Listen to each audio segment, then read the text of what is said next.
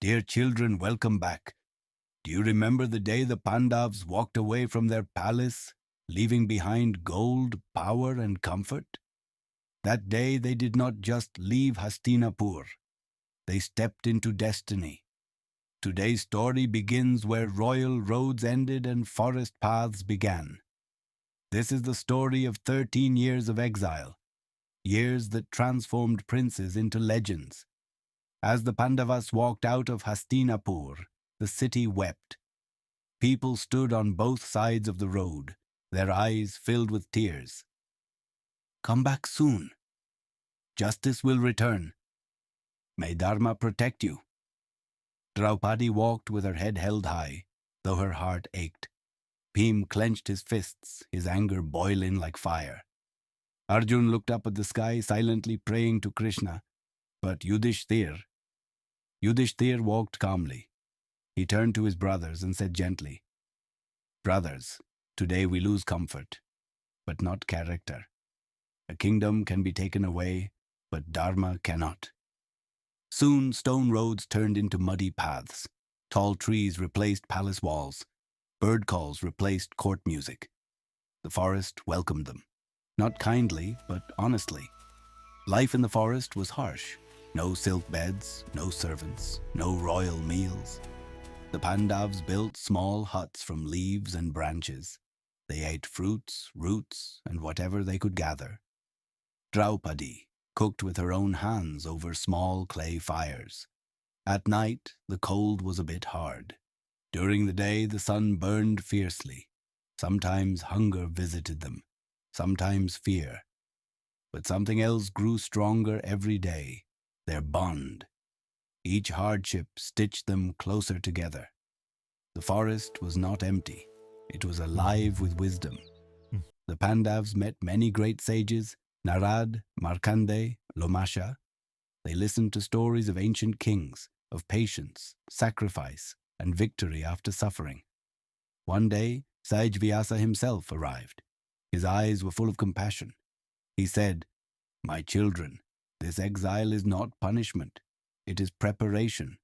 Gold shines brightest after fire." He advised Arjuna to seek divine weapons and prepare for the future war. With blessings from his brothers and Draupadi, Arjuna set out alone toward the mighty Himalayas. High in the mountains, Arjuna meditated day and night. Snow fell on his shoulders. Cold winds cut his skin. Yet he did not move. Lord Shiva appeared before him, disguised as a hunter. They fought fiercely. When Shiva revealed himself, he smiled proudly. "Your devotion and discipline are unmatched." Arjuna received the Pashupati Astra, the most powerful divine weapon. Later, Indra, his father, took him to heaven and trained him in celestial warfare. Arjuna returned stronger, not just in skill, but in humility.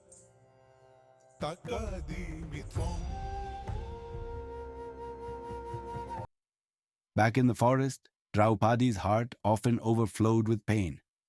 One evening she cried out, "Why must truth suffer?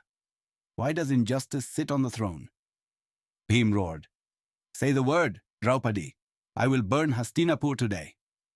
But Yudhishthira maintained, "Anger is easy, Bhima. Control is strength." Draupadi listened silently. She wiped her tears. Her suffering did not make her weak. It made her fierce in spirit. The forest tested them constantly. Once they were walking through the forest, when everyone felt thirsty. Yudhishthira saw a lake nearby and asked Nakul to get some water. Nakul went and Yaksha, a divine guardian, appeared.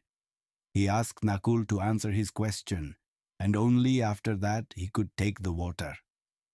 Nakul refused and took a sip. He collapsed immediately. Everyone was waiting. Yudhishthira sent Sahadeva, Bhima, Arjuna. Everyone went and didn't come back. Yudhishthira approached calmly at the end. He saw his brother lying around the lake. A Yaksha, a divine guardian, questioned him. Each answer Yudhishthira gave was filled with wisdom and truth. Pleased, the Yaksha revived his brothers. This moment proved that wisdom could save lives where strength cannot. In the forest hut, they hosted many sages. They had very little food for themselves. How do they serve it to the respectful sages? Draupadi was troubled. She prayed to Sri Krishna.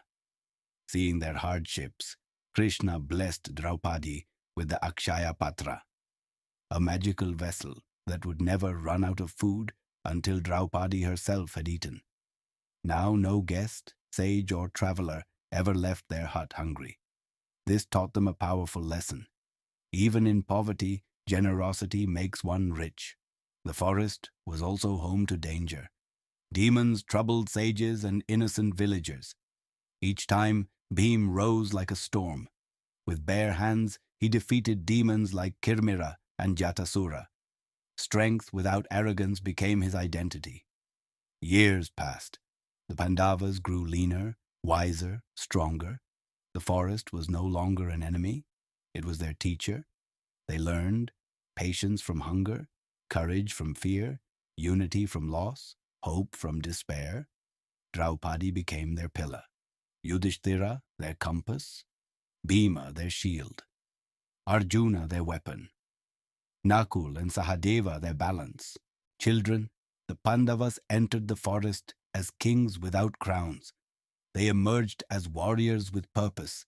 They lost a kingdom, but gained character. And that is why history remembers them.